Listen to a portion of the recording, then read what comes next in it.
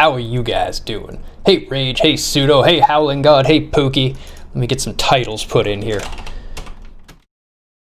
With the release of Doom Eternal DLC, we decided to talk about Doom 2016 and Doom Eternal, but we've already talked about Doom Eternal before, and we haven't actually played enough of the DLC to talk about it. So we're going to talk about Doom 2016 today, and probably something else. Deathroad to Canada. We queued it up, we were going to use it, we were going to talk about it, so we can go as much about Doom 2016 as we want, and Pookie's actually played it, so even she can take in on the conversation, which is awesome. Congratulations on finishing Doom, Pookie. Clap, clap, clap, clap, clap, clap, clap, clap, clap. Clap, clap, clap, indeed. That game is not easy, even on easy. And then, with whatever's left, we'll talk about Deathroad to Canada. But first, let's all talk for a moment, because I'm on the kick now, because I finally made the switch to Brave, because I've wanted to get off Chrome for a while. So I did it, and it was so much easier than I thought it would be. So much easier. Yep, it turns out it's actually built off the same code base. It's based on the Chromium project, which is the open source project that is the core of the Chrome browser. Yeah. So if you are a Chrome user, but you're not happy with Google's customizations to the browser, you're not happy with the amount of tracking, check out projects like Brave. And you shouldn't be happy with that. It's not a good thing. You should probably go use Brave. My biggest concern with it was, I got all these extensions I rely on and need, and I was like, oh yeah, they totally nailed it. It works with every Chrome extension. Just click, okay, cool, done. Settings, transfer, click, okay. I'm up and running. In literally less than a minute, I had all my extensions working. All my settings transferred, even for the extensions. Just do it. Stop using Chrome. It's not a good idea anymore. There we go. I'm happy. Just had to do a little rant about web browsers before we start talking about Doom. More about Google. Just stop using them as much as we can. Even if they do make a hell of a... No, it's not a hell of a search engine anymore. That's the problem. Make a hell of everything. They make a hell of a good product usually, but their search engine is now giving you results based on who you are and where you live. Not results based on fact and truth. So, look into that. Okay, let's talk about video games. Doom. So let's start from the bottom, as we usually do. Yep. And talk a bit about world building. And since we've done Eternal already, I would like to talk a little bit about Doom 2016 in the context of people who have already experienced at least a bit of Eternal. And I would like to say that, holy shit, all of the writing categories are so much better in 2016.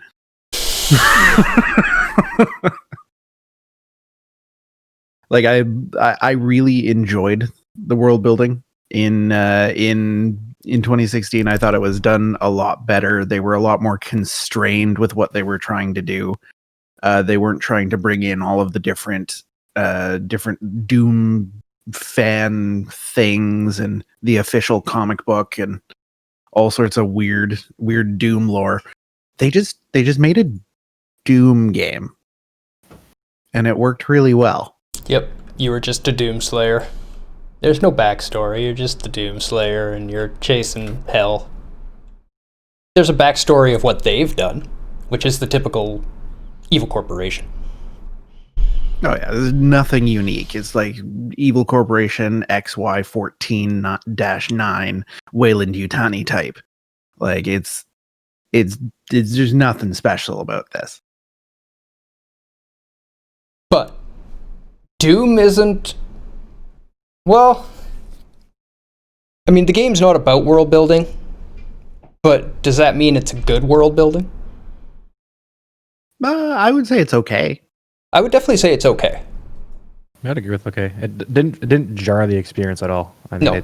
It definitely gave you a world. You didn't have to care too much what was going on, at least, which was nice. They didn't force you to care, and it also didn't, have absolutely nothing for you to work with, and you have no idea why or what's going on around you. Yeah, the world is irrelevant, but it does add to the experience still, I think. And For it sure. is there. Like Yep. it's not hurting anything. Nope. And if you World really building want to, is you not can jarring. go and pour through all of the different item descriptions and all of the data logs that you find throughout the game and learn all sorts of stuff about the universe that Doom is in. But it's not put in your face. Yeah. They went, you know what Doom's about?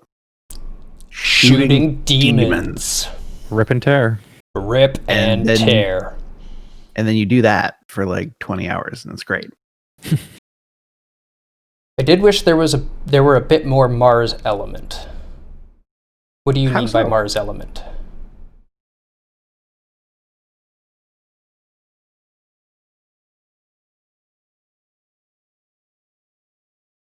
Because like at the end of the day, Mars is just another planet like Earth.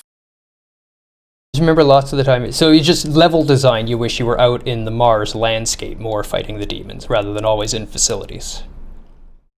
Because other than the levels where you're in hell, where there's no facility at all and you're just running around in Hellscape, which I loved those levels. Hellscape was cool. And there was lots of demons there. Go figure. There's lots of demons to shoot in hell.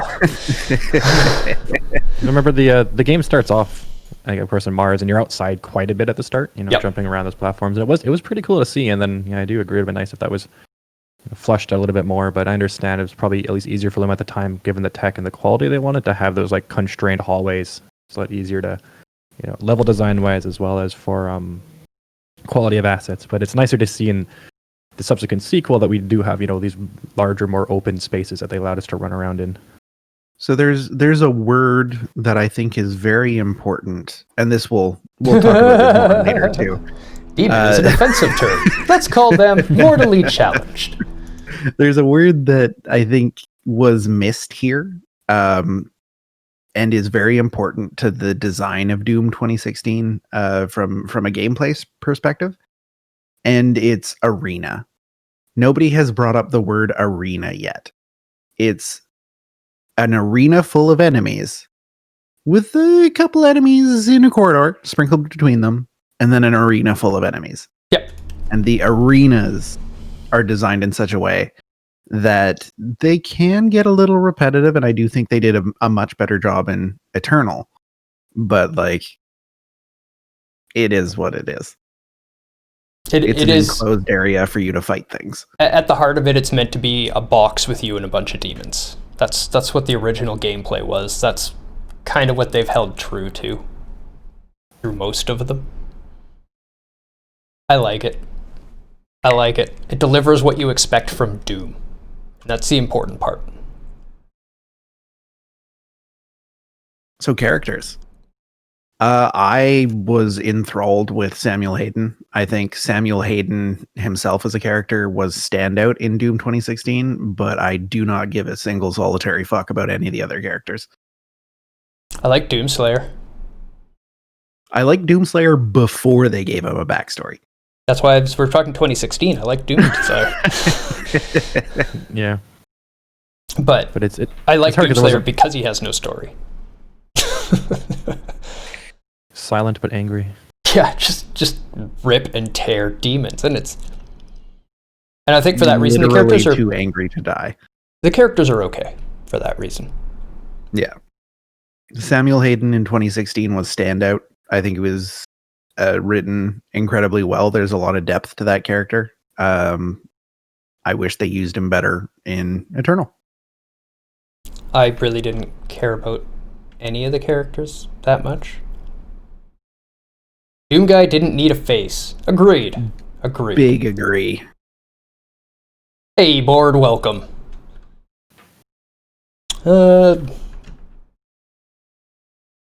Characters were never offensive or jarring.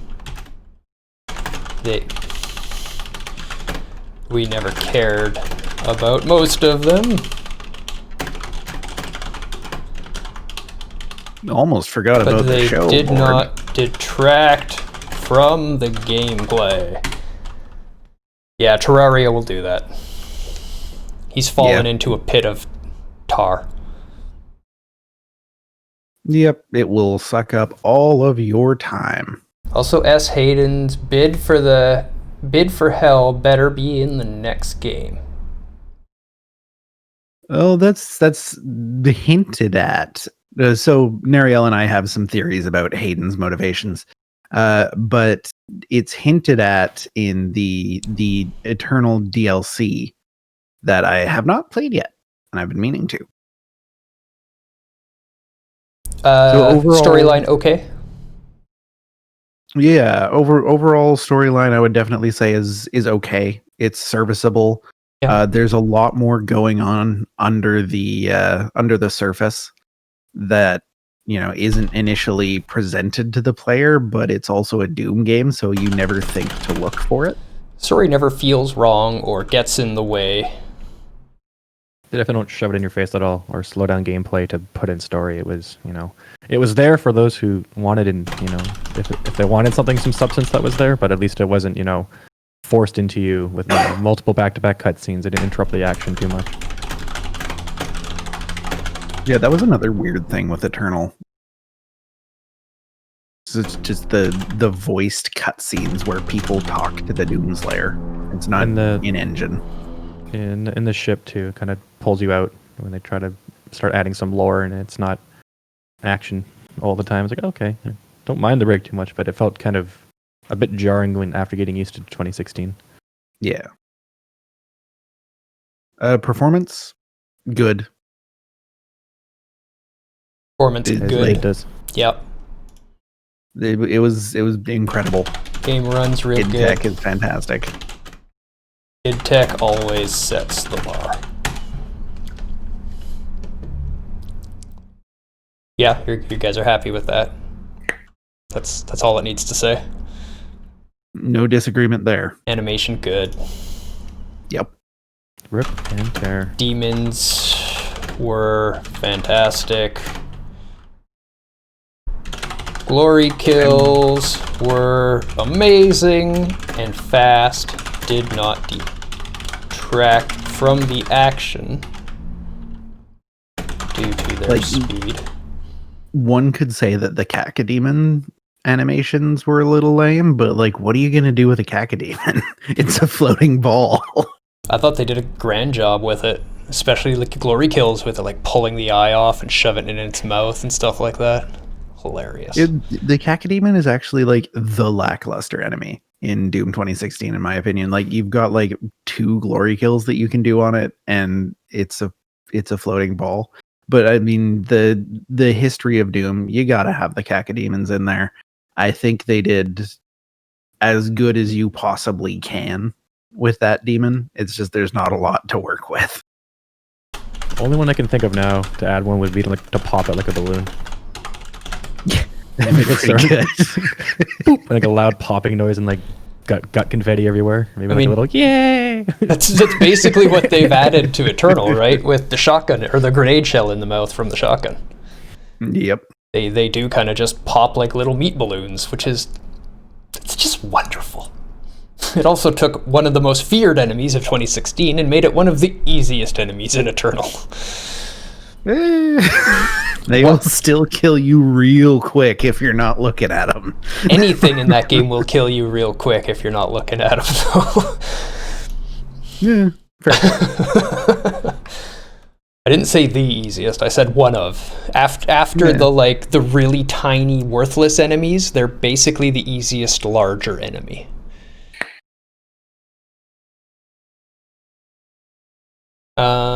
Style, I say good. Yeah, I'd agree with that, especially in contrast to Doom 3, I believe it was, is one of the Doom series I would give even okay. Leading that story, it was okay, but that game felt kind of bland style-wise for some reason to me, and this game is just vibrant as hell, or literally vibrant hell. Is it though, flavor. Or are you thinking of Eternal more? Because I would not describe Doom 2016 as a vibrant game. But It's I would quite say colorful. that the Eternal's a lot not more really. colorful. Eternal is more colorful, I agree, but it is still colorful. Pookie just played it. Let's get her opinion. I just watched her play it. It was definitely colorful for the time at which it came out.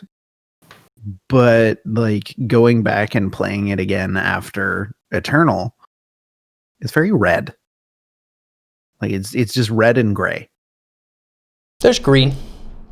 Fair amount of green. Green was always the color for your path. Red is what's left over when you're done with the demons. Just a fine red mist settling over the arena. Pookie thinks it's colorful too. See, I agree Eternal is more colorful, but that doesn't mean this one isn't colorful still. And it is still more colorful than most other shooters, even today. It's just not more colorful than Doom Eternal, and that's probably why so many people were complaining about Doom Eternal being so colorful.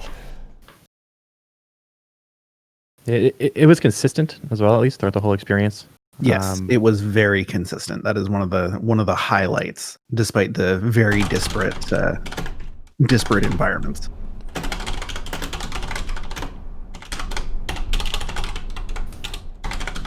My finger stuttered.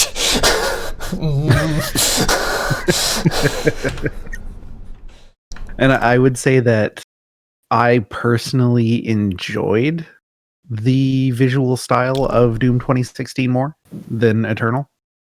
I did to some monsters, I didn't to others. The main things I preferred more in 2016 were the Mancubus and the Cyber Mancubus. I loved their design in 2016. Really good. They looked really good in 2016. I prefer the slightly more photorealistic take on the demons as opposed to the more like make them look like the old sprites approach that they took in Eternal. I found Eternal to be a lot more kind of arcadey in their style. Mm-hmm. Yeah. Overall approach to the game was like back to the original kind of arcade style of shooting games. I really liked that, personally. Yeah, it's definitely not a bad thing. Yeah, it's gonna be a taste thing at the end of the day. Yes. This is absolutely taste that we are talking about, not technical achievement. I would say that this is definitely very, very high on the okay, if not a good, and I am totally fine with it being a good from a technical perspective.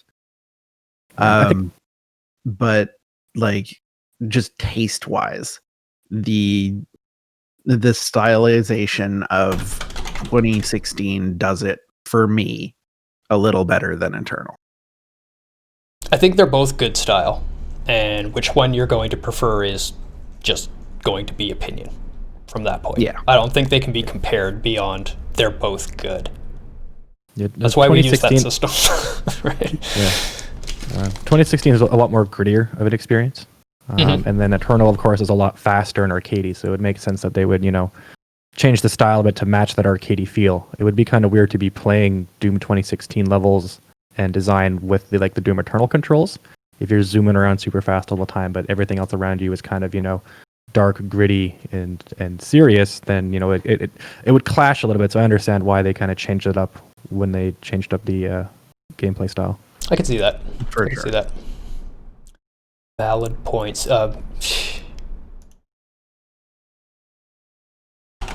Musical score, Bloodborne So level voice good. acting?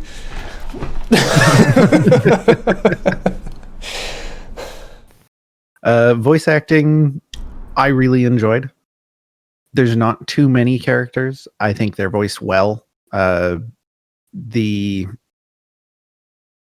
only voice acting that I would say approaches standout. Oh, excuse me. The only voice acting that I would say approaches standout would be Samuel Hayden. But like Vega was good. The UAC spokesperson, yeah, they were great. The UAC spokesperson's writing as well was fantastic. Yeah, it's competent. The only thing, but Samuel is the only one that I would say was standout from 2016.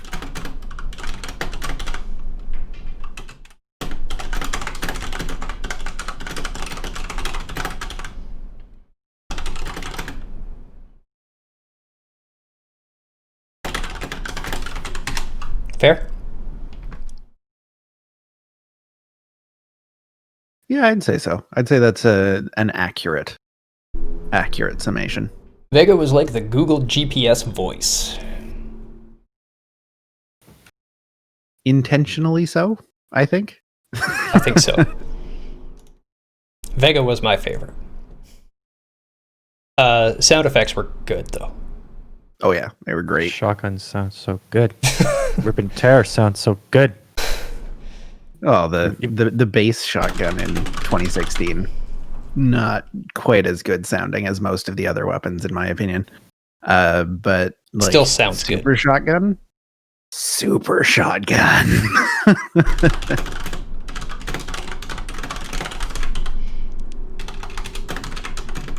Demon sounded fantastic. Audio was well used to relay location information to the player. You know when those demons are coming up behind you. You hear that sound behind you and you're like, I'm dead. As well as like pickups and your abilities recharging and stuff like that. Like the audio is just so well done in the modern Dooms. I'm just going to take out location. It was all information coming at them. Oh, we haven't added AI yet. I think you did to the template. Maybe it just didn't pull it for this one. No, to this part here. In the Right here main area, but not. No, it's here, yeah, but not here. And that's where we go first. Right, it's at the bottom. AI in Doom 2016. So this is an interesting one, and especially in the context of the amazing AI work that they achieved in Eternal. Yeah. I love the sound when you pick up green armor plates. Also the sound of lost souls. Yeah. Yeah, when they start screaming when they fly at you. Real good. The AI, I would say, in context, was quite good. At time of release, it was some of the better enemy AI I had ever seen in a single player shooter. The thing that is tempering my expectations now is how it scales with difficulty in Doom Eternal. Because in Doom 2016, they did actually adjust damage values for enemies. In Doom Eternal, they just made the enemies more aggressive.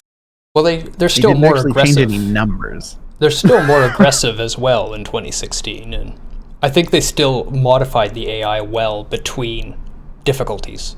Like, on a lower difficulty, you're more likely to have a single monster or a single demon engage you at a time. On higher difficulties, they'll attack you in packs. Yeah. And it's just not as fantastic as Eternal. Yeah. So I'm having that context of Eternal in my mind, especially fresh in my mind, replaying it for the DLC. But I think I'm struggling with being objective on this one. Yeah, but it doesn't matter how good Eternal was, remember? I mean, just because Eternal's better doesn't mean this isn't good AI. It was 4 years, and if we start judging on this game due to its sequels, then that would mean that we would have to start re-reviewing these games as their sequels come out to, adjust their status that way. But I think on its own, it was more than competent. I feel like for a lot of games that just have competent AI, you can kind of tell, it's AI. But I actually felt like I was fighting demons for the most part. The ones that, you would assume to be aggressive were very aggressive, and some of them that weren't aggressive, that were kind of, running around throwing shit at you, were, behaving just like that. And it didn't really pull me out. I never really noticed the AI too much. There was a few things you could do to, kind of game them a little bit and break them, but I mean that just happens in every game. But it was for its release, especially compared to other shooters. Like most single player shooters, they don't really pose too much of a challenge with just skill. It's always just, difficulty. They just ramp up the damage too much. But this game, there was, still a bit of that actual challenge of, making sure you're not getting flanked too hard or they rush you too much and stuff like that. Eternal did a lot better, but I still say it was really good when this game came out. Oh yeah. They're even trying to juke you one-on-one at higher difficulties, and and it's successful at it too. Yeah, like you don't feel like you're just fighting some stupid computer. They're well programmed. There was a lot of care and attention and tuning and time put into them crafting that experience. The one AI thing that I experienced a lot that I found was kind of weird, and I'm curious to see whether you guys experienced it as well. Is I got smacked in the back of the head, like meleeed by revenants a lot. They would always end up behind me because I'm constantly looping around the arena, and they would end up behind me, and I get smacked in the back of the head, and just be like, "What?" You gotta watch your flanks. Yes, I have been smacked in the back and side by not just revenants, many times.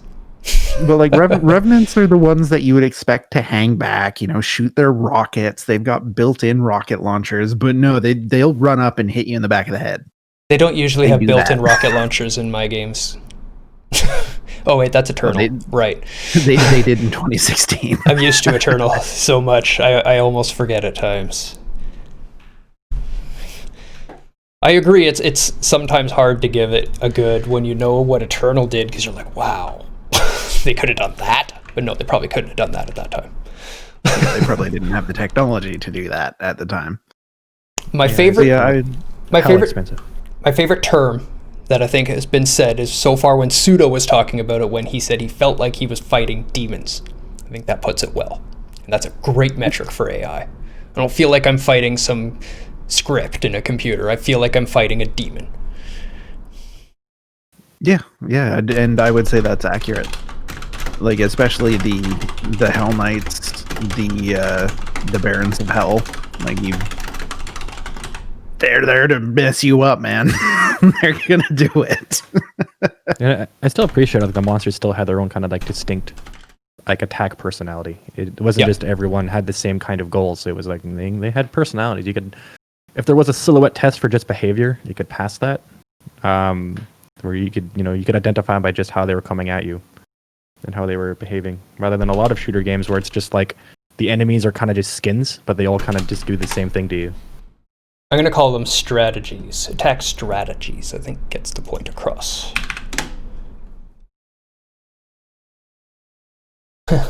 Me and Pinky don't get along. Yep, gotta apply the Dark Souls technique. Yep. I tried to teach her how to do some circular strafing, but it was her first shooter, so it takes some time to practice that one. Yeah, it's not an easy game. Well, just circular strafing as a technique is not the easiest thing to do on a controller. Yeah, well, the secret to most shooters is just always strafe to aim. You should not be touching the right stick too much or manually aiming. You basically want to plop your crosshair somewhere and then just strafe into where you want to shoot them. Yeah, and that's what I call aiming with the keyboard when I'm teaching people how to play shooters. Yep. It's much more reliable. The beauty of Team Fortress 2 is there wasn't really recoil for some of the guns. So you would there's sprays in the game. So what you do as a sniper is you would put your spray down that was set up to be the same size as where the enemies would be. You aim at that head, and then you just strafe out, and then you could just zoom and shoot, and it'd be perfectly aligned up to their head every time. It was very overpowered, and it was amazing.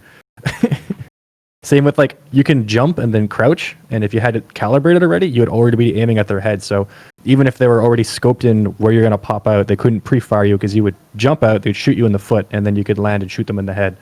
It was broke. I never had to touch the mouse. I just shoot with keyboard, just use mouse to shoot. Accessibility. If I remember right, 2016 was highly accessible. Not as accessible as Eternal, but by my recollection, there's colorblind modes. Were there colorblind modes? Pretty sure there are. Eternal. Pretty sure there full are still. Rebinding, controller rebinding, closed captions or subtitles and full closed captions. I think there was a colorblind mode. I don't think it was as in-depth as Eternals. Eternal had like full profiles for different types of color blindness and stuff like that. Which like shout out to it. That's amazing. Yeah. I don't need them, but I'm glad they put them in there. Everybody should be able to enjoy Doom. Damn straight. There was definitely field of view adjustment for people who have issues with nausea on really tight fields of view. Full volume adjustment.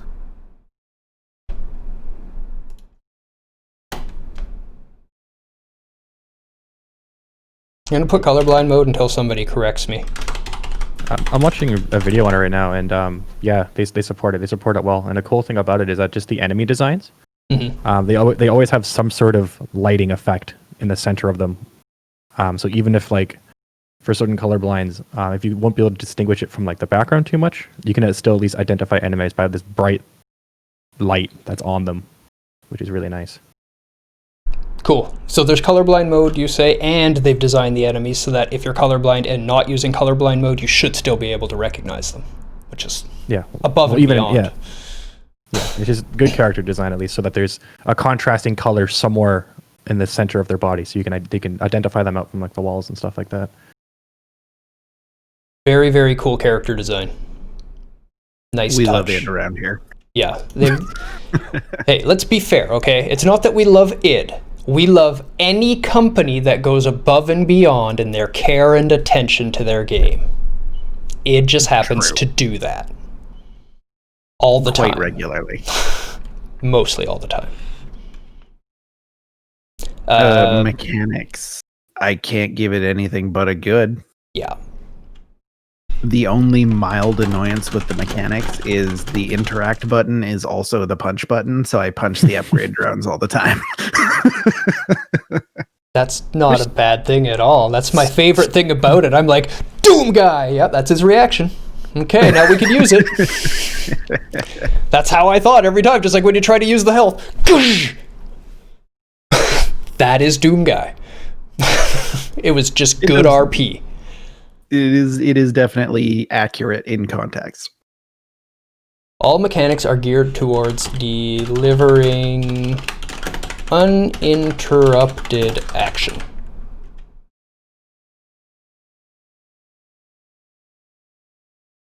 What else would you want to say about them?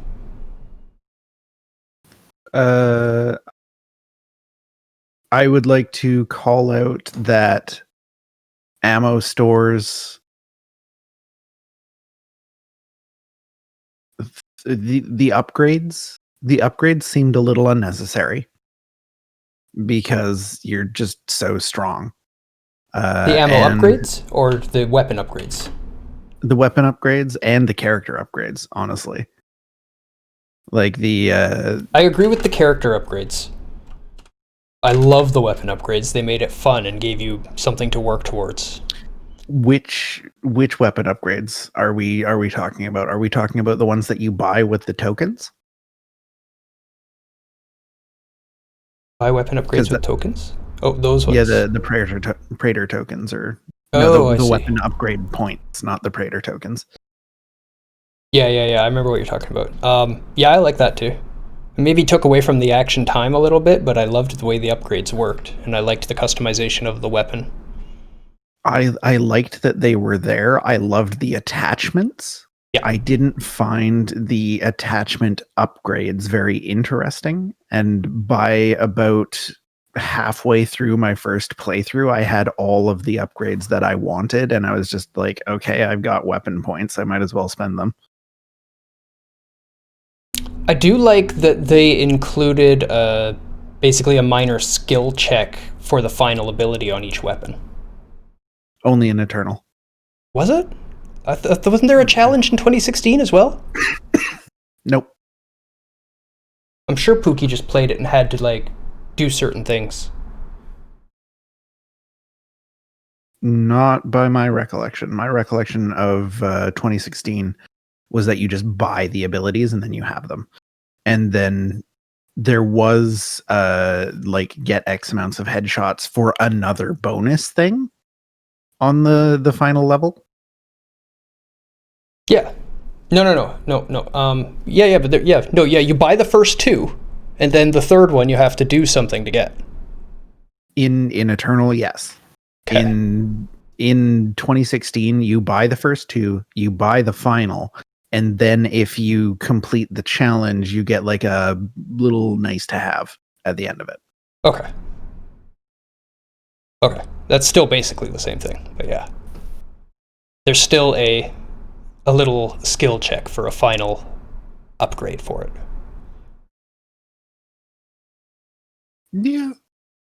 Yeah, I guess I'm just thinking of it in a different context, because that final little bonus isn't presented to you as an upgrade. But it is still Like it is absolutely it is still yeah, you're totally right. Like, if I remember right, the one that you get for the it's called the Gauss rifle was allowing you to move faster while it's charging, which was super good. Was it a second stage of movement? Because you could also buy movement. No, you would normally you couldn't move, I think is what it was, and then when you get the third one or one of them, you can move, but slowly, and then the final upgrade was to increase that movement speed a little bit more. Yeah. Okay, yeah. I gotcha. And that extra little bit of movement speed while charging it was so helpful, because movement is life. In Doom 2016, movement is life. Although the next thing that I want to talk about sort of brings us into the bug category nicely, which is the weapon wheel and how broken it was in 2016, where if you fired the BFG and then held down the weapon wheel button, the BFG moved slower, but it ticked damage at the same rate. Oh. Mm-hmm. Oh boy. Mm-hmm. Well, there's also that wonderful bug where if you hit escape and pause the game at the right time, it will continue to tick damage. Yeah. That was how speedrunners beat bosses. Initially, it was the weapon wheel. Initially, they used the weapon wheel trick, and then that they one's patched easy the and weapon obvious, wheel. right? And then they started using the escape menu. But Which, the BFG is pretty broken in Doom 2016. The weapon wheel bug and the escape bug specifically that they were using is nothing new, though, because I literally have been using that bug on bosses since I was less than 10 years old. All the more reason they should have caught it. Just saying. Yeah, 100%. Blaster Master used to have a bug where all of the frog bosses, it was the flash animation of the bomb hitting it that the damage was tied to. So if you bomb it and then pause it as soon as it does that flash animation, it would just sit there and keep replaying that flash animation. It would just sit there pulsing, and it's taking damage every time it does it. And you just sit there for a while and wait, and then unpause it, and it dies. Video games. It's just the fourth dimensional strat. Oh yeah. It's bend time. And there's quite a bit of edge ramping in idTech's engine. Vulcan was initially very crashy. Our thing, Vulcan was crashy at first. It's come a long way. Especially since Maybe it's still more not- of a Vulcan issue. Combination Vulcan and implementation issues. I think it's gotten better now, though, so definitely Oh, partly yeah, a Vulcan issue. Oh, it's mostly just their implementation of what the technology they had at the time. It was still really impressive for what they had, but I mean, they were coming off some other games at that time, but they've fixed a lot of things with their latest engine for Doom Eternal, and the technology they have is just amazing. Is there a better engine out there right now for a single-player FPS? Probably, and whenever Cyberpunk comes out, the Red Engine might take that crown. It seems like they might have some pretty crazy stuff going on in there. But at least for performance-wise, it might be the way to go. Let's just talk about today, right now. They're better, because we don't know about that one. It might be, it might not be. It's too hard to tell with a lot of the closed doors with engines to really what's going on. But for performance right now, like for Doom Eternal, that is kind of the standard. It's at the thing where it's like people don't use it in benchmarks because it runs too well. It doesn't stress enough with the stuff. So it's too efficient, right? It's like it'll just run at 300 frames. Like a lot of the stuff you throw at it, like it's running at 300 frames. It's like, oh, okay, well, damn. for performance-wise, it's there. But yeah, you kind of have to also balance performance with the stuff they're putting into it. Because you could build a very basic engine that'll run on like Potato. They don't have a basic engine, but I'm saying is like depending on what's coming out with like Cyberpunk's engine, the Red Engine, as well as some of the other games that are coming out, they have a lot of stuff they're putting in there. Like I'm not sure if you've seen the tech too much, but quick random side note, like Cyberpunk is using basically like AI generated lip syncing. So it's basically going to read the script and then animate what the character would be talking about. So they don't have to make those animations, which is pretty insane technology to have and to license in an engine, because that allows them to do localization pretty well. Not the first game that has done it. No. But probably going to do it a lot better than, say, Mass Effect Andromeda. Yeah. Did Mass Effect actually get the AI in there and working in the final I don't think they did. Yeah, no, it was in there in release. Oh, they actually got that in there? Terrible. Interesting. Yeah, Interesting. There's been a few companies, a few technologies that have done it, but I can't remember. I feel bad. The company that made this one that they got it from is appearing to be the gold standard for it, because it appears to be done pretty well. A key thing to remember with the Andromeda release is that most of the random tech and the AI stuff they had for all that generation was built for a different engine and was actually working quite well before EA turned around and said, no, put it in Frostbite. They had a lot going fairly well in the other engine. Like all of their random gen stuff for the galaxy and stuff like that, so that you could have an expanding galaxy and be able to land on planets and explore them for resources and stuff like that. That all broke as soon as they changed engine. For sure. Yeah. Like the EA stepping in did do that game a huge disservice. There is no question there. But at the same time, there was a lot of stuff that was a little too ambitious for that team in that release window. Well, for that team, yeah, because they didn't even have a team lead for half the dev cycle. RNG good, there wasn't any. But the thing with Andromeda is it was in dev hell for years and years and years and years and years and years and years and years. And it only actually got put together within the last year of development. And then EA was stepping in and changing the engine underneath them and changing their design decisions, and that's never good. Well, they had a bunch of stuff working before the engine swap was decided. The engine swap was decided like a year and a bit before the actual release.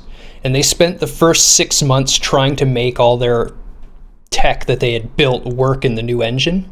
And then in the last 6 months of development, scrapped everything they had worked on and just started building static planets for the player to explore because they needed to put something together.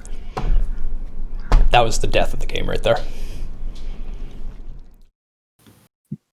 But anyway, back to Doom. Control was also good. Control was also great. Again, very punching responsive. Instead of picking up things, but other than that, it's fine. And it wouldn't have happened if you got close enough to it at first, but it happens. We all did it. Oh yeah, very responsive. Everybody punched the poor upgrade bots.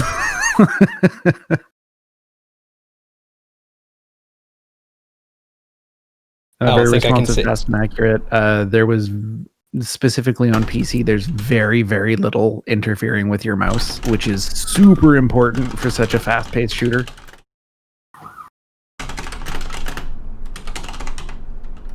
Anything else? How is it on console, Pookie? I do wish pressing square will let you actually use chainsaw instead of just taking it out and then R2 to use it. So what happens? Do you just put it away right after?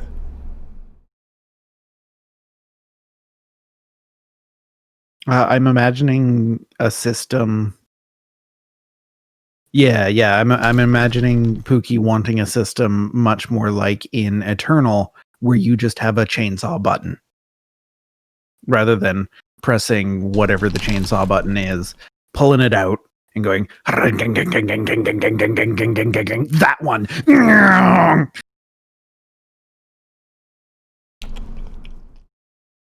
Whereas in Eternal, you've just got a button that you press and he goes with the chainsaw. And then instantly pulls out his old weapon again. Yeah. Yeah.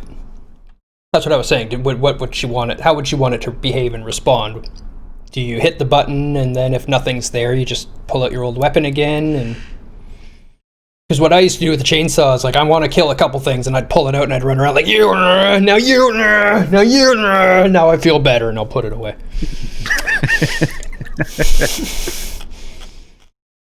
The chainsaw for me in 2016 was mostly useless, but it was used in the same way that you would use it in Eternal, just like, I'm out of shotgun ammo.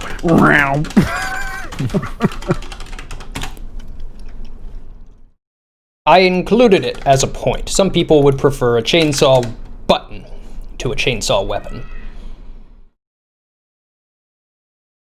Yep, I understand. That's what Eternal went to.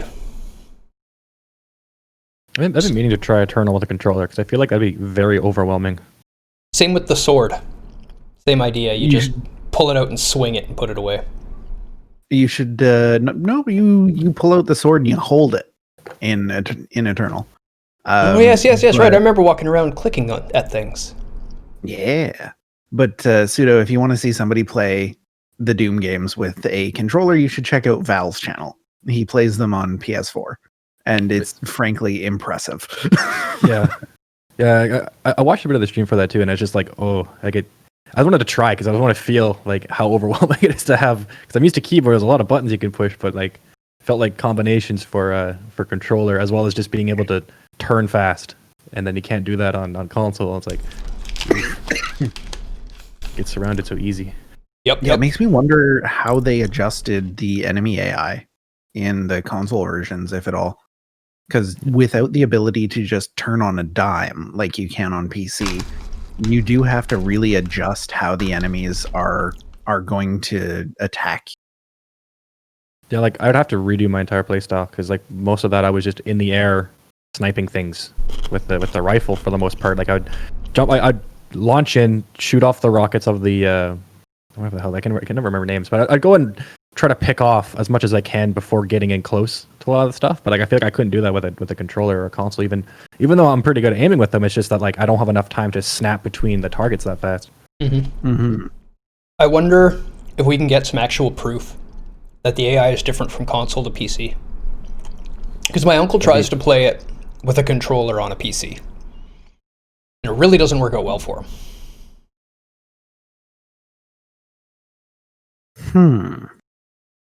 Maybe get your uncle to try it out on one of your consoles.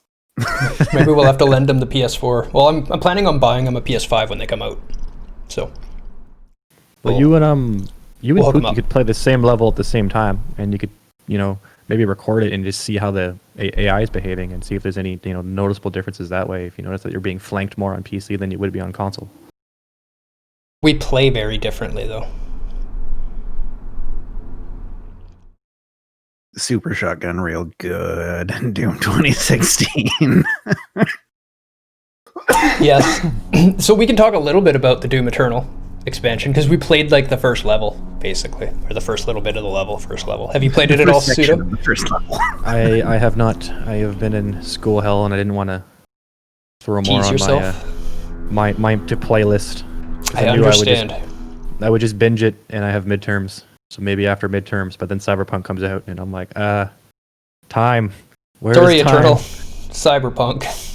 But I mean, it is shorter. It's not a full size game. You can play I believe in you. You can do it. You can beat it before the Cyberpunk comes out. yeah, you can crush it pretty quickly, I'm sure. You can do it in like a sitting. It's just one DLC. Most likely, but like I don't have as much time for a sitting, right? Like my sittings are like an hour and a half at the most right now. I feel So that. it's like I feel that. It would take me a few weeks, and then next thing you know, there is Cyberpunk. Yep. Done. And a lot of the games I've been playing recently have been the like ones that don't take up too much of my attention, because I've been watching like lectures and notes while going on. I've been playing like Space Crew quite a bit recently, and it's getting mixed reviews due to its repetitiveness and a bit of the casual gameplay. And I'm like, I'm okay with this. This is exactly what I need right now. Just there's nothing wrong with turn off half repetitive my and brain. casual. Yeah. It might not be what you want all the time. It might not be for everyone, but casual repetitive games are a thing that people do like and enjoy. Yeah, it's a solid little game loop they have. I'm finding it pretty fun. Like I could if I had nothing else going on, I could see it being a little bit dry because it's not full action all the time. But I mean, like it's harder for me to always like argue that, because like I guess I have a lecture playing on the screen, so like I have half my brain I'm taking notes while I'm just watching a bunch of Space Crew people fight a bunch of aliens around, and I'm just sitting there being like, there's a fire, right? Send my guy to get rid of that real quick, and then once he sits back down, I'm like, okay, and what math problem am I on now? Well, believe it or not, I even like gathering in MMOs. So I did. I used to like. I would just make mine. I would just go mine all the time. I don't know. Yeah. I wouldn't do chores in real life. For some reason, I just love doing virtual chores. I love Harvest Moon. I love Stardew Valley, but I wouldn't do it in like. I'll leave the dishes for a while. Gamify it slightly, and I'm on board. Give me short, repetitive tasks virtually. Hell yeah. In the real world, miss me with that. yeah, I don't want to get my hands all wet and gross with food chunks and stuff. I'm not a big dishes fan. I feel you.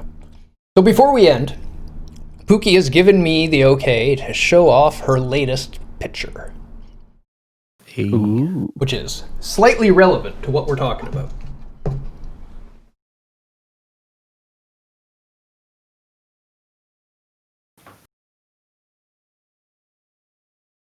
That's dope. I love it. Thought you guys might like that. Good job, Pookie. Big fan. Yep. She found a good pixel Doom guy, and she was like, I'm gonna do this. Yes. Okay. So, finding out we've already done Eternal threw a slight wrench in the gears.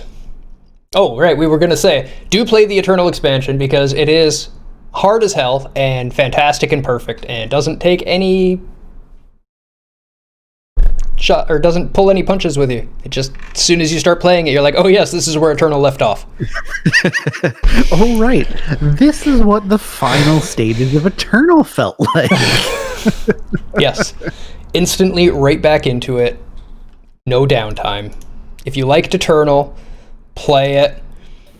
So let's finish the review we started and never got to finish. Never got to.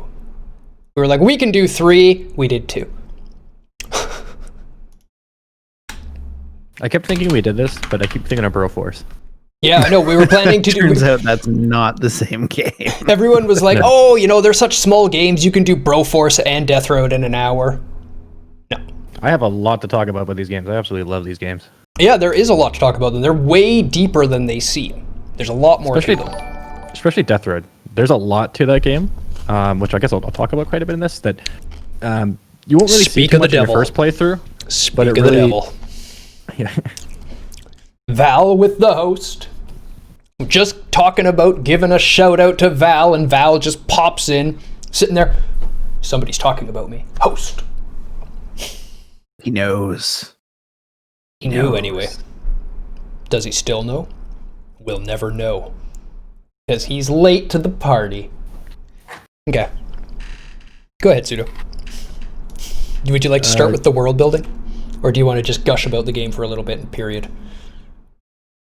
I'll just gush about it a little bit, because like, I guess we'll talk about it. I'll say there's just in the first playthrough, there's like you'll find a lot of stuff, but it's nice that it also has stuff that rewards people who like roguelikes and like to do multiple playthroughs. There's a lot of kind of hidden mechanics that you can find throughout the game, as well as like the unlockables and stuff, which I really appreciated. But it's also nice that since it's a roguelike, it's really easy to just, pick up on, if you want to play with some friends, since there's a local multiplayer game as well. And I've had it a few times I played on my save or a different friend's save. There's not going to be that much of a difference, right? Since it's going to be, you start off as just some character. Sometimes maybe you have special unlocks, but for the most part, like, the game will still be the same. There's a few unlocks, yeah, but mostly it's just what your character looks like and some minor beginning stuff.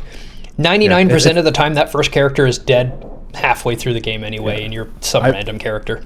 Doesn't matter. I've beaten the game quite a few times, and I don't think I've ever beaten it with my starting person. I've tried, like I've explicitly tried to keep one of them alive. It just doesn't happen. Like eventually, I find a dog, and I'm like, oh yeah, I can go fast now, and then I just leave him in the dust by accident. I'm like, oh no, you can't go fast. Okay, this is fine. Dog will live. That's the important thing, really.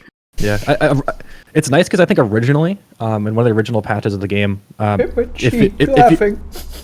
if the last thing that was there was a dog, it would just end. Like you couldn't have the dog be the main member of the party, which I guess was fair at the time because I don't think things were set up for like a dog to be doing car driving and trading and stuff like that. But I'm glad that they patched it so that you can actually, win as the dog and not just have it immediately end, even though you have people in your party.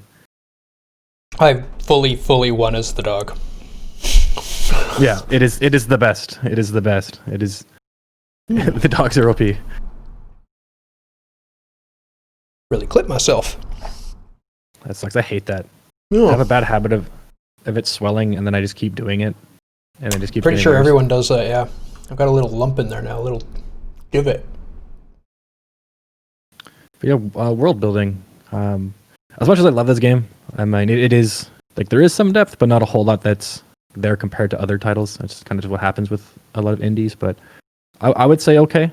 It was nice to have. You start off in Florida and you go up to Canada, and a lot of stuff's going on. The levels themselves, there's not really too much. You don't really know where you are half the time. You can't really tell if you're, at the start or at the end until you actually get to like Canada and things start changing. But for the most part, it is kind of just. It's the same old kind of stuff. Walmarts, police stations in there. It would have been nice to have like, different towns you go into that may have had, different kind of things behind them, maybe some recurring characters, some recurring stuff like that. It's just like, I have some idea what's going on here, but it was mostly just generated. My take on it is, there's a world, and it feels like a world, and I understand the places I am, and I get a good grasp of what's going on. And it's not so much that they built it, but they knew their scope, they knew they didn't have the money to build a world, and they just used the existing world, which was really the game that they were basing it off of anyway, was just traveling that same world in the opposite direction. Yeah, I appreciate it though, because if they tried to go too far with it and failed, it would have really like detracted from the experience of the game. Oh, I wholly agree. It was definitely scoped well, and it's not a negative thing that I'm saying. It's just that there's always going to be room for improvement. Well, that's what we always talk about, right? Is scoping it well. Yeah. That's, your scope. You're not going to be able to make the greatest game in the world every single time. You just can't. Especially not when you're a small indie team. Yeah, so what did they do? They went, well, we can't build a world, let's use the world. And just by using the existing world and giving it enough context in areas for the player to get an understanding of where they are, you create a world cheaply and efficiently for the player to play in. I think they did it really, really well. I don't think they deserve a good for it, but I think they used the resources they had available to them extremely well to create a fairly polished and extremely playable product. Yeah, it's definitely an apocalypse you go through. You definitely feel like you're in the apocalypse. It has some consistency issues sometimes, but that's just kind of, the game as a whole isn't really meant to be consistent. It is meant to be kind of, you're not really supposed to know what you're expecting next, and it gets kind of random, and it's part of the charm. Yes, I agree. That's why the game is good. Such is roguelites, right? Like that is part of their design goals. It's not a thing that happened accidentally. Speaking of roguelikes, you guys see that Rogue, the original Rogue, is now on Steam? I did Interesting. not. Yeah, that was super I have cool. no interest in playing it. No, me either. But it's cool that it's there. Even if I played it for a stream, it'd be like, 3 or 4 run-throughs max. Like, yeah, it's up to date. It's welcome now. Thank you for what you've contributed to the gaming world, I guess. Yeah, got a whole genre. It's still named after it, which is cool. There's been a couple good games come out of that genre. There's been a fantastic amount of garbage come out of that genre. As with any genre. Yeah. It's easy to make garbage games. The world building is minimal, and the use of an existing world adds a great amount of context to the game. It was well scoped, and they used the resources available to them well to deliver a very playable product.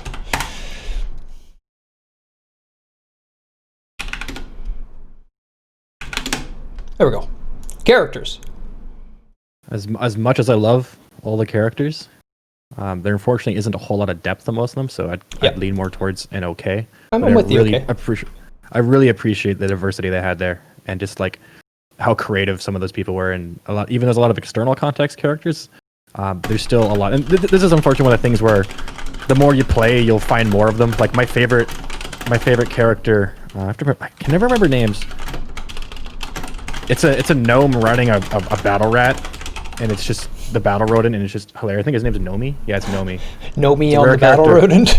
That's it's amazing. A random event. It's a gnome that's riding a battle rodent, and it's just, yeah, it's great. And there's a lot of like, you probably saw as well as a lot of those like rare event characters have special dialogues and can do special things during special events. Hello, Val. How's it going? We were just talking about you, Val, before you hosted.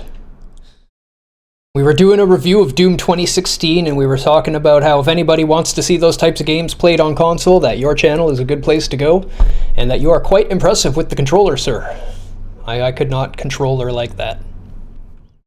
Yeah. No practice with the controller. Yep. Give me a mouse, I'll do what's up. But Pookie watching my Doom 2016 video actually came to me after watching me play and went, I understand the difference between controller and mouse now. Just watching me play, watching how quickly I could go like ... compared to the controller having to move like that. There's no comparison. There's no comparison. Completely unfair. Especially after I shouted at you for probably a couple cumulative hours now to stop staring at the ground. Which I now do to everyone else that I'm trying to help. I've watched somebody play a FPS. I'm like, hey, you're aiming at the ground. And a lot of people do it, apparently. It's super common. The natural place to rest, for some reason. There was a problem. I'm sorry, keyboard. Okay, storyline. Did it have one? Oh, what have I done?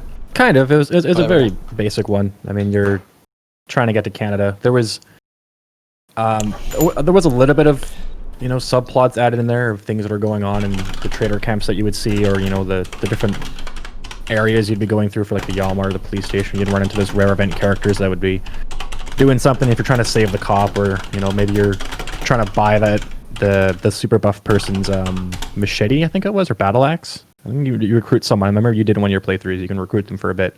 Yep. But overall, there's not much of a story. The ending is fantastic in my opinion. I don't want to spoil it, but I love when you get to your goal, what's going on there. I thought it was hilarious. But overall, there's not really a story. There's not much dialogue, structured dialogue in general. It is mostly just random encounters until the end, which I think is fine. I think most roguelikes need that. Otherwise, you're going to get a very repetitive game very quick, because you're going to be regurgitating the same story over and over and over again. It needs to be something that's, interesting comparison right now. Since it just came out with Hades, which is a roguelite, make no mistake about it, entirely a roguelite, and they tried to have a deep story in it that evolves at overruns, and the primary effect I'm hearing from people is they don't care about the story. Gameplay's good. Yeah. Yeah. I stuck the game through in Hades in order to get to the end of the story, because I found that I did care about the story in Hades. But by the time I ran out of different variations to my runs, I was not finished with the story. So I just turned on all of the assists and grinded until I got to the end of it. And that was not fun. I think the game is definitely geared at the people who just want to continue playing. But yeah, maybe a little quicker on the story, but yeah. It can be pretty hard. Like there's a few games that have done it creatively. Like I think Rogue Legacy kind of approaches their story very well, whereas you just play as your descendants, progressing through it.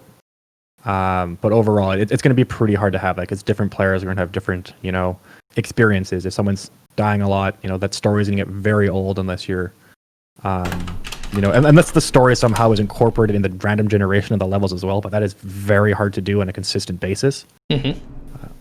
But overall, I think Binding of Isaac did their story fairly well for what it was. But overall, it's hard to have like the story be the main component when, for the most part, your levels and encounters and everything is just random.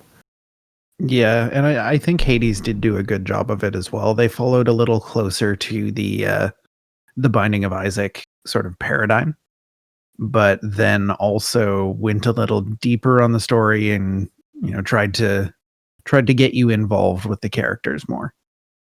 I found like I finished my run and I just wanted to get into another run, and they were giving me like minor little bits of story, and to me, if I go through 4 or 5 dialogues and it's all fluff, I'm not going to read it much more. I'm just going to be like, okay, skip this. This is probably skippable. And then pretty shortly after, I've skipped stuff that was actually important and I no longer know what's happening in the story, and I just stopped caring. I don't know. I don't know who my mom is. I've been lied to, and that's about all I've picked up. But I guess I have to finish it to get more story than that, so maybe everything I've been skipping really is fluff. There is a lot of fluff, but there's also a lot of like side character story. Mm-hmm. Where like if you don't care about that character, you probably don't care about their story. So, I think the only side character I've cared about so far is Dusa. Deuce is pretty great. I like Achilles as well. I was going to say, and maybe Achilles. That's good. Hades almost buries itself in lore if you dig into it. Well, I will be digging into the game more, but time. And I will say that Achilles has my favorite of the side stories, and I think it was handled very well. Right on. Back to Deathroad. For performance, it'll run on a potato. It's not a demanding game. It wasn't hard to get a good in performance. It's not a demanding game, but yeah, but it's fine. I mean, you can still screw that up a lot. I mean, there's a lot of just basic 2D games out there that run like crap. That's fair. You build them in a game engine, nothing against some of the game engines out there, but they do still require you to, optimize your scripts and stuff like that. You can't just throw it in gameplay behavior and have it run well on. It runs well on like every device. It plays on Switch, it plays on phones, it plays on PCs and consoles, all about the same. They at least cared about it. It was always running well on my computer. It was the capturing that wasn't working well, and I even got the capturing working well. I went through and retuned every OBS scene for efficiency and redid all of my video encoding settings. Spent hours and hours and hours learning about all the different video compressions that are being used right now, setting everything up with custom settings, and yeah, works beautifully now. 0.1% skipped to encoding, 0.0% dropped to render lag. Not bad. Animation. Some artifacting on the actual encoding itself still, but we'll take a look at that later. I think that was just because I had Discord going at the same time and it was quite demanding. New processor will fix a lot of it. Is it? Yep. The spikes are less bad, but it goes like static pulses. Image, pulse. Interesting. For animation, once again, I'd go with okay. As much as I love the game, yeah. There wasn't a lot, and there could have been. What they had was still great. But mostly, the only real animation was attack and some reloading. But other than that, there isn't a whole lot, which is fine. Like I said, it's all scope, right? Like they made a solid game. It's priced appropriately. It is a whole lot of fun. It is a lot of fun. I thoroughly enjoyed the game. I'm stoked if they make a sequel. If they make a more fleshed out sequel, that'll be amazing. It's kind of like how I felt with a similar kind of style with Lakeview Cabin, because it started off very basic, and then as they started making more and more and more, eventually that there's a lot of kind of fleshed out, polished little animations in there that I really grown to appreciate. Absolutely. Is it on PS4 or is it PC only? Deathroad to Canada? Yeah. It's on everything. It's on everything? I recommend it, Val. Yeah, it's on every single console and phones and Switch, and yeah, it's on everything. Since Val likely played Oh, sorry. Oregon Trail back in the day. I recommend Deathroad to Canada. Yeah. Deathroad to Canada's on everything. I wasn't sure if you were asking about Lakeview Cabin or Deathroad to Canada. Deathroad to Canada's on everything. Lakeview Cabin, I think, would only be on PC. Yeah. I don't think it would get past censors for PS4 and stuff like that. I mean, God of War is on consoles. And God of War is a lot worse than that stuff. I'm sorry, but do you have sex with your sister in God of War? Technically, yeah. Okay. You are Zeus's son. Actually, fair enough. Okay. It's not quite as explicit, though. Like, you don't control it and, like, go up to sister and press button to interact. Yeah. So, Val, Pookie wanted me to show this off one more time for you. It's her latest painting. You inspired her with your playthrough of Doom. She went and played Doom herself, loved Doom Guy, and painted this.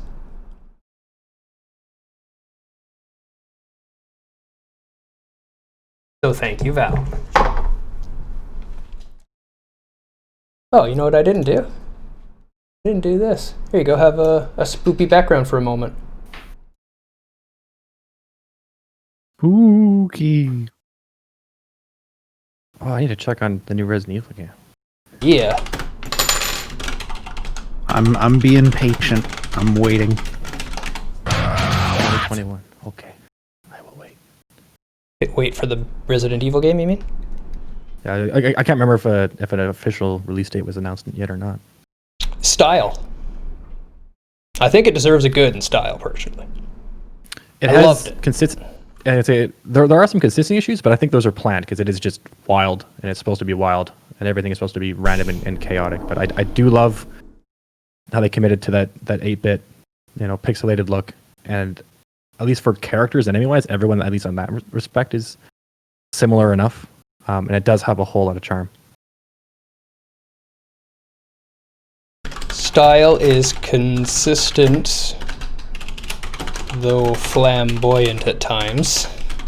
Yeah, like there's definitely characters and instances that stand out, but they're supposed to, and that's part of the charm of it is they stand out so much. Like some of these, like you'll find certain rare characters that are just like very well animated, and that's just the point of them because they are just supposed to be, a very well animated character with a lot of detail for some reason. Like I am charismatic and I look good. It's like yeah, you do. It also greatly depends on how many viewers you had when you went live.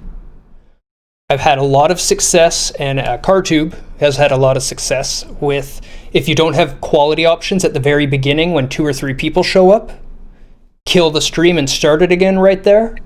Quality options, 90% of the time. Twitch hacks, you heard it here first. It would also be back just on the note of the art style of Deathroad. It would be kind of neat if as your charisma score went up, you got more pixels in the character design. That'd be hilarious. I'd love that. That's some like Evil End kind of stuff. You start upgrading the overall aesthetic of the game. The world looks good, though maybe a bit repetitive. Yeah, which is fair because roguelikes, it's like a random generated set for each time. They don't want to keep the pool, I guess, too large. Totally. But I mean, the zombies, they all look kind of the same, but still distinct enough for the most part. There was enough variation still. Like, a city is a city. If you're traveling along and you stop in a city, it's going to look like a city. Yeah, and unless you're familiar with that city, you're not going to know the difference between them. The buildings outside and inside are consistent. You don't feel like you're entering a whole new world when you go inside of one. It's like same kind of color palettes for the most part, and the gore is well done for the pixels they have. They don't underdo it or overdo it. Hi. Absolutely. I don't remember the music.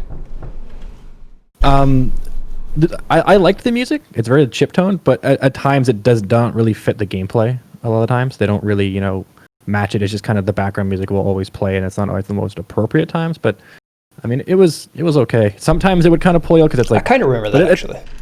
Yeah, it's still that charm of you're not really supposed to be taking it super seriously all the time. Like it'll be playing like happy-go-lucky music while you're in the sewers, like dying and like stressing the hell out, or like I kind of remember that, but it added to the game. Yeah, but it's definitely the charm of just like this is just extremely silly. I think the benchmark here has to be Dead Space 3, though. And I don't think anything's going to be that bad anytime soon. No. There was never a moment where I'm like, this music just does not fit. There was more like, this music is hilarious. Because usually when that was happening to me, I was a gnome running a rodent. So I'm like, I can't really take, no matter what music plays, I'm not going to be taken seriously. Or like one of my, like my custom characters are always like people that just all have all bright pink hair. Because I just no, my main character was always a guy silly. With a bright pink afro. And his buddy always had a bright blue afro. So yeah, it fit. Yeah, it definitely get the consistency of their mood, but it is consistent and fits the feel of the game. Yeah. There is no voice acting. Nope. Does that mean it's bad though? I wouldn't want voice acting. I'd say I guess that's true. Right. It could have been nice to have it for certain things, but I don't think it absolutely needed it. I don't feel like it. That's fair. The bad in voice acting is reserved for when it's there and so awful it pulls you out of the game. Yeah, that like or like I wouldn't mind giving it bad if it was like a bunch of dialogue, and I'm like, okay, well, it would have been nice if maybe you read this, or maybe it's shorter dialogue and it's just not delivered well. I don't know. For this, I don't really see the need for it because it's just. There is little dialogue in this game anyways, and it's just, about the charm. And for the amount of, I think it counted, there's 65 characters like from random recruitable characters from events that you can get, excluding the seasonal holiday characters, which are amazing. One of which, for 4th of July, is the Muscle Eagle, which if you haven't seen, you should look him up because he's hilarious. But the Muscle Eagle, you say? Yeah. I can post it in Discord if you want. Have it easier, but yeah, it's like some of these characters are just amazing. And I think they have Uncle Sam in there too, because you have to get Uncle Sam first and then have Uncle Sam die, and I think the eagle shows up. I love the red and white striped Speedo.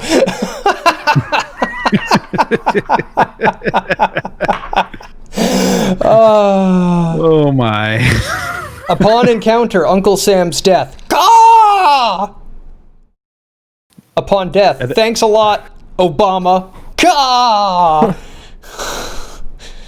Okay, game. Okay. Yeah. Oh, you're so ridiculous. I love you. They just have like the custom characters. Amazing. They have Cloud in there. They have Nimbus Ordeal, which is Cloud, and special dialogue for them. I love it so much. Voice acting. Or sound effects. If I remember right, I quite liked the sound effects. The opening and closing doors, the guns, the meaty strikes of the bats and the hockey sticks. They were distorted well. They definitely went for like an era influential piece of like, not realistic, but apply that kind of, distorted low res sound to it, but they were still very well designed. I like the zombie sounds too. The gun sounded okay. There wasn't a ton of like variety or anything that I'm remembering, but what was there was pretty good. I thought it added to the game quite a lot. Yep. I really liked it. The meaty hits when you hit stuff and they burst. It's a different noise. The car sounds decent. It's cartoony, but it still matches their overall style. And getting eaten doesn't sound great. I mean, it sounds great, but it sounds it makes you feel bad because you're like, yeah, it sounds horrible, but in a good like. Wow, English is really hard for this for me right now, but you know what I mean. It sounds horrible, but it should sound horrible. Yeah. It sounds the right kind of horrible and not poorly mastered horrible. Disturbing. Disturbing is the word we're looking for. It sounds disturbing.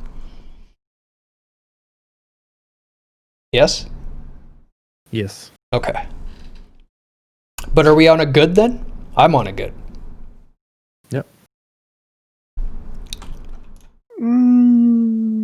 I think that there's an argument to be made for an okay, but I'm also okay with a good.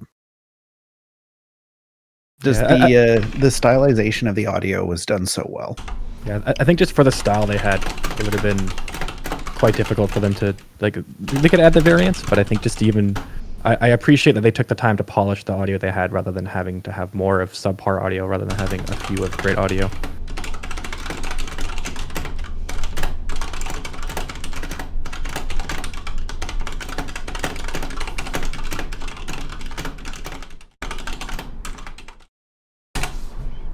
There could have been a bit more variety, but the scope was well set and expertly delivered. I think that's a good way to put that.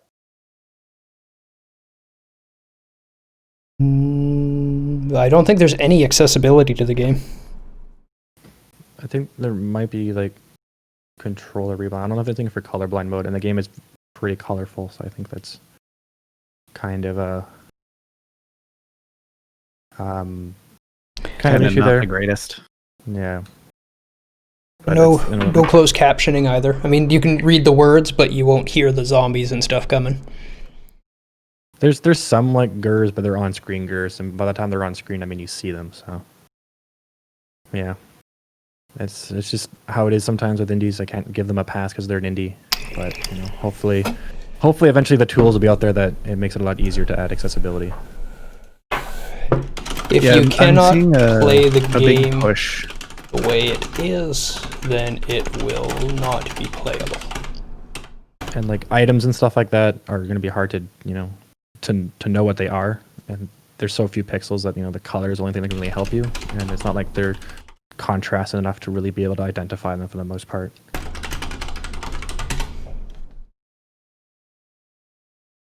Seeing a lot more game engines these days, though, that are building in those accessibility options right into the engine itself, which is very, very nice to see. Yeah, and huge props to those people that are going out of their way to do that. The mechanics of the game. The area where the game shines, let's say. Shallow, but good. There's quite a few hidden mechanics that I like that I can talk about. Yeah, go ahead. Not a whole lot, but like the basic mechanics we'll cover first. I mean, it's mostly just you get weapons and you attack, and you can get guns and you can attack. And I feel like there's a right balance between the different melee weapons you get versus the different guns you get, and like the ammo for them. It can get a little overwhelming because you can keep picking up guns but not finding ammo for them, which is kind of annoying. But it is kind of just fits the theme of, if they gave you too much ammo, the hordes would just get way too easy. Yep. But it's also a heavily RNG game, which it's never really going to be perfect, because if you had perfect RNG, then it wouldn't be RNG. Yeah, the hidden mechanics. So there's the Cool It. I don't know if you noticed about Cool It. This one's kind of hard to find out, but there's a hidden counter for it. I saw that there was a tell somebody to cool it thing, but I had no idea what it does, so I didn't really use it. So before I just start talking about it, I'm going to quickly look again, but I believe it's the bandit that can do it. There's a certain personality trait. You get it fairly early on too. Cool it. Diplomacy. I'm going to see which. It's based off your wits. I can't remember if there's a trait that adds to it. But basically, whatever it is, saying cool it will immediately cause it to lose that event, but it builds an underlying tick, and I think it's like, I think it might be three or four, or maybe even five. But there's a hidden counter that eventually you're guaranteed for it to work. So you can, in the early game, say cool it to force a few losses, but then have a guaranteed win, and then you can use that for when you really need it in the late game. So if you're being like mugged by bandits without a car, and you need your food and your gas, or you need your food and your gas because you're going to lose, but you built up that cool it, then you can use it there strategically. So I like that. At least it's kind of nice. Very interesting. But there's hidden stuff. A bunch of the character stuff is hidden. Some of the abilities they have and the interactions they have for certain things, which is nice. But that's kind of the main hidden mechanic is the cool it, and some other certain ones that will weigh those events heavily in your favor. And the more you play, the more you kind of realize that you can kind of plan your resources accordingly to be able to deal with these events that come up. They're not 100% random encounters. You can get good at the game and start getting to a point where you start winning more than you lose. They are not very deep, but are more vested in skill than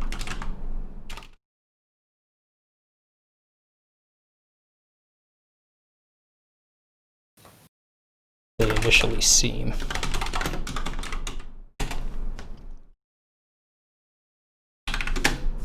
Yeah, there's other certain things too. Like did you ever run into the random machine that like cuts your hair in that game and makes you lose morale? No. Because there's stuff like that. There's meta builds where you can do a build with like a character no hair and you won't ever lose morale for that stuff. Same with dogs. A lot of dogs, like the dog with the like there's dog poo on some sort of item, and if you use a dog to move it, the dog doesn't lose morale because it's theirs. But any other character will do it, and they'll lose morale. So you can kind of build out a party overall to like not lose morale.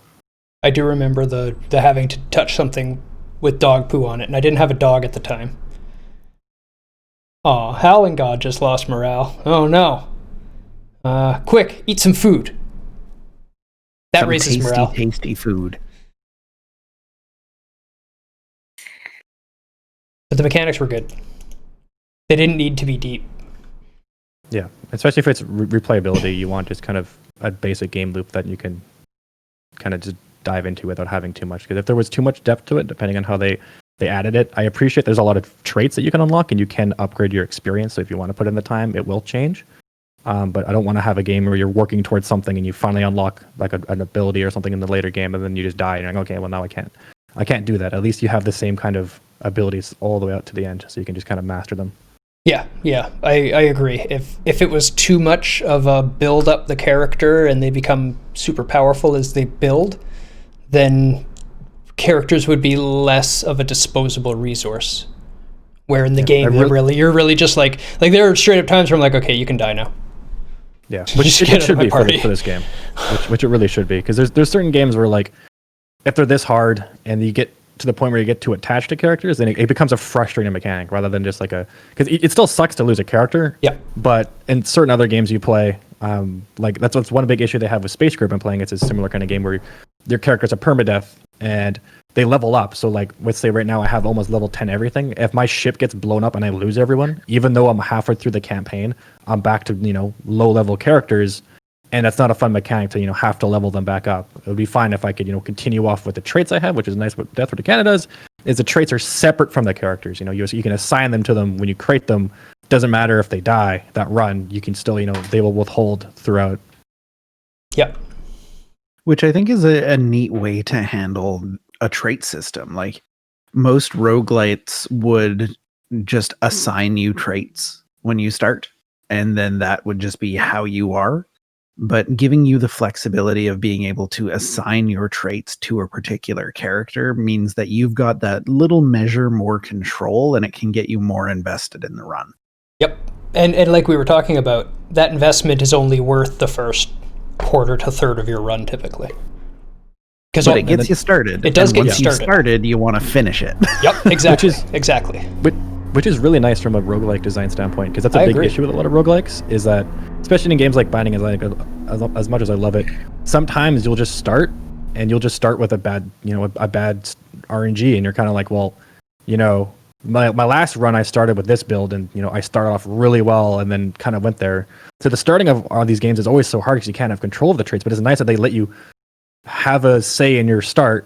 Doesn't really matter for the mid game, because chances are you're going to find maybe more powerful characters because you find the random event characters. Yep. But at least you can have that consistent start. And you can get used to it, and because the game is actually fairly hard. Like you can beat it in a day. It could take you a week. I know some people that haven't beat it because you do have to have some degree of luck. But it's nice that you can at least have a consistent start for the most part. You don't have to worry about just getting like right out of the gate. There was a good amount of skill to the game on how you clear out areas and approach situations and how much you search and when you leave, and there was a fair bit of learning curve to it. I definitely got a lot better at playing it as I played it. Definitely a thing that happened. And I think it's still a bit of luck too. I think like your second run, you made it almost all the way to the end. Yeah. So like there's still a bit of like but having that skill, then from there on it started being like not even halfway, because it just happens, right? And then you start building that skill, then you start getting all the way to the end again, and it's well done. At least I also find that the game length is nice enough that like where you get to where you die still feels a bit tense. It's not always going to be the same spot. Yep. Which can get really frustrating in roguelikes, especially depending on the RNG. Sometimes the RNG just kind of sucks. A lot of the times it was like oh, I made the wrong decision, or you know, like, oh, okay, I wasn't expecting to jump the car for it to break this time. But it felt a bit all over the place, but I didn't feel like I was just getting RNG to hell and getting pissed, as well as when I did beat the game, it wasn't like I just felt like I got completely lucky and I'm never going to be able to do it again. Yep. Yeah, I'm with you.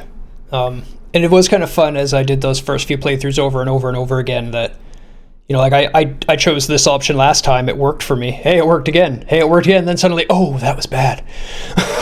Yeah. Oh no, this time it didn't work. Yeah, and then it usually when it doesn't work is when you like really need it to work right now. And then the last little bit of mechanics I'm talking about is just the Zombo points. I think without those, the game would have been a lot different. The replayability would have died quite a bit.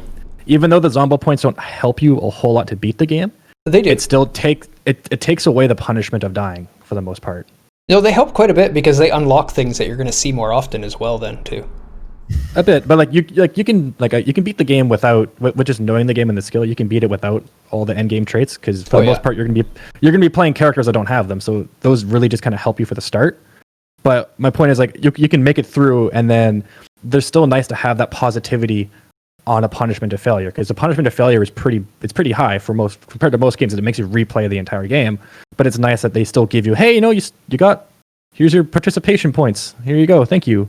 Yep. So I do appreciate that, because without it, you're just like, damn it, I got to get closer. At least, even though it doesn't help a whole lot, it still feels like, you know, okay, well, I made progress. You're still getting some sort of progression that your brain is like, yes, okay, your time was worth it. You didn't just waste 40 minutes to die. Yeah, what they actually do, if anyone's wondering, you use them to unlock new traits that you can assign to your characters at the beginning of the game, and then other characters can have those traits, I believe.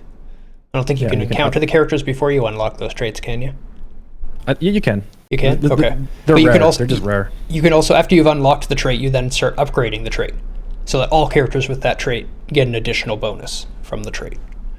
And that is pretty significant. So it'll definitely start pushing you up, helping you progress. There's going to be some skill to it, there's going to be some luck to it, but that's roguelites. Yeah, and I appreciate the variety of stuff too, because there's a variety of different play styles. Like there's people who could focus on the car and level up a mechanic. Yep. And just have the car drive to the end as fast as possible. My builds were always melee only, like the fighting builds, because that was just the strongest thing I had. Yeah, it was just, you didn't need to buy anything. Yeah. Ever. Never need to buy ammo, never need to buy guns. You just punched your way through everything. They were fast. And that's how I played. And then there's people who could focus on, you know, sustaining, you know, better traders buy things, better food management, better, you know, health management. That's what I went for. I went for like charismatic lead to do a lot of negotiating and working my way through. And then my follower minion was a karate expert. Worked well. I'm not aware of any bugs because I don't think I hit any, which means it's at least okay. Yeah, I don't think I've played the game quite a bit, and I haven't really run into too many bugs. There might be some weird things with the AI, which we forgot to add to this one. Yes. Is it right, because this is a... But yeah, I don't think I ran into anything major. The game didn't crash for me at all. If there were bugs, I didn't notice them or remember them too much. They weren't really game breaking. It might have just been maybe some collisions suck sometimes. But other than that, I wouldn't say it's a buggy game at all. I don't think there's any bugs in your favor or against your favor. Many playthroughs, we have not found a bug. AI. I'd give okay. It's pretty basic. Yep. But I mean, it does. It's better than just it all pathing to you at once, like the War Z did with their zombies. They spread out a fair bit, but it is fairly basic. Straightforward. They start pathing directly at you after you alert them and get their attention, which I think is well done. Yeah, but they don't like. Well, the example I want to give is so the War Z was very infamous for this. If you grabbed a horde of zombies, they would all literally take the same path without collision of each other. So you would see one zombie, but there would be like 10 all stacked inside of them. So you get hit by one zombie, but it was all 10 zombies doing the same attack animation, and you would just instantly die. So that's what I meant by like taking the same. They at least they'll spread out a bit. Like when you get to those big hordes, you can't like the strat is to kind of run a huge circle of a gauntlet, but they would still, cut you off a fair bit. The closest one would go right at you, and the ones behind them would actually try to, predict where you're going. So it was okay. Could have been done a bit better, if some of them would maybe, stop after a bit and hang out, and maybe not once they're aggro, they just never stop going at you, but it at least gives you that horde feeling. There is just an endless amount of zombies on you. And they're not really supposed to be smart. They're zombies. Yeah, no, zombies aren't supposed to be smart, but the big thing on them is there's collision on them. They can't walk through each other. Yeah. In the horde, and that's why they can form a nice horde. The World War Z not having collision on the zombies with each other is ridiculous, and that's the mistake they made there. That's terrible. There is no real variety to the AI, but it plays well. Zombies behave. The party members are okay as well. Like they could have been a bit zombies. Party is better than most. Still room for improvement. I do say it's better than most myself as well, because they never got on my nerves. I found they were pretty useful. They tended to behave how I wanted them to behave in a situation if I had them set the way I wanted to have them set. Yeah. And normally I hate companions in games. They drive me nuts. I was expecting them to die all the time at first. I'm like, oh god, like a companions. Like I have 4 people in my party, it's going to be like me. But they properly, disengage with you, and they properly follow you. For the most part, they still, will get stuck once they hit a horde. There's not much you can really do, which kind of sucks. That's going to happen to real people too. Yeah, but it's just like the unfortunate thing of like there's only so much they can do with follow the leader AI, right? Like and you need to go there first, and usually those margins are so small that once you slip by them, there's not enough time for them to slip by them too. So I don't know if there's a whole lot they could have done for that. But if you were actually following someone and they slipped by a zombie like that, you would kind of be screwed yourself. So it's actually not bad AI. It's really just what would happen. It just sucks. Just the unfortunate thing of having that party thing, right? But then if they were to branch off their own, that can get frustrating, because then you're like, well, where the hell are they? They're just off on their own, running away. So it's The RNG never bothered me in the game. It was always properly random. Yeah, it even when it was bad, it was still designed in a way that, it wasn't, even if it felt game breaking, they always still didn't immediately kill you, which was nice. Sometimes it could happen, but if it happened, it was fairly obvious because you're going to gamble, and it's like you know the risks. You could always give up your food. You don't always have to play that gamble of the game. And even though it is heavy RNG, and RNG can make and break it, I felt like they balanced it quite well. A lot of the difficulty, it does kind of stem for the RNG. You can win the game based off a very lucky run, but unfortunately, as I said, with RNG, that's just going to kind of happen, because if it's balanced in a way where that doesn't happen, then it's not really RNG anymore. You will die way more often than you will live through luck. Way more often. No worries on that. And to a certain degree, that's just roguelites.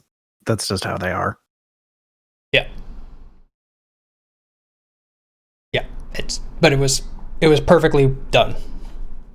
The RNG is exactly where it needs to be, and it's nowhere silly. All good places. And it was sufficiently random. No 2 runs were ever the same. They never felt the same. Places didn't look the same. Different. I really liked the control. I felt it was very responsive. You've played it more than me. Yeah, I'm kind of torn on it. On consoles, it's a bit different controller. It's okay. It can still get a bit frustrating because it does feel kind of heavy. And one thing I don't like is, when you start getting slowed down by the zombies, I really would have liked like a break free button that would kind of push you forward a little bit. The attacking took some getting used to at first. I'm fine with it because I do think that this game without good control would be like impossible. Yeah. But I found it was there was some caveats. I could understand someone picking up the game and being like, this is rough, because it does take some getting used to of swinging these items, and then you start sweating and you start swinging slower, and that it can get kind of frustrating. But if you get used to it just being the game, then that's not control, then it's mechanics. Yeah, the control of like you move slow, your attacks are slow, you feel heavy when you're picking things up. You're slow, but it's like I said, it's for what it is. I think I can't really think of any instant improvements, so I can't criticize it that heavily. The player isn't quick, but the control is quick. Like you may not move fast, but you're going to do the thing you want to do the moment you hit the button. with no interference. If you're pressing the right direction, he's going to do it in that direction. And once you learn, and I agree, like, most games you need to learn the control for the game before you can get good with it. But once you've learned it, it basically just does what you want it to do all the time. That's what I like in a game. Do what I told you to do when I told you to do it. Thank you. Definitely feels polished, at least for the inputs, which is nice. Thankfully, the sun is moving out of my eyes. It's reflecting off the apartment across the street and just sniping me right in the eye right now. You can see I can move from the beam. You can just see there's that line. I've seen it there for a while. Yeah, it was also screwing with your green screen or your green screen effect. Yeah, there was so much lighting on this green screen that it changed the green color. Started showing through. Got a little bit of a sunset behind me for a bit. You can still see the line directly in the middle of my face. You can see just one side is bright and one side's not from the reflection. Life's rough, huh? Yeah. Vancouver sunshine. So the writing is okay. The video is good. The audio is okay. And the gameplay is good. That's a pretty good indie score. They only got one bad. I really liked that game. And I think that's a pretty accurate representation of Deathroad to Canada. Definitely not a game for me, but perfectly fine game. If you played Oregon Trail and you liked it before, you'll probably like this. It's just like an adult adult Oregon Trail with zombies, and you get to actually control them on the field.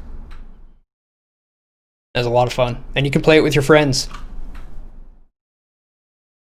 Go buy it. Any console. It's cheap. Any console. Play with friends. Play with family. Quick random matches. Great game.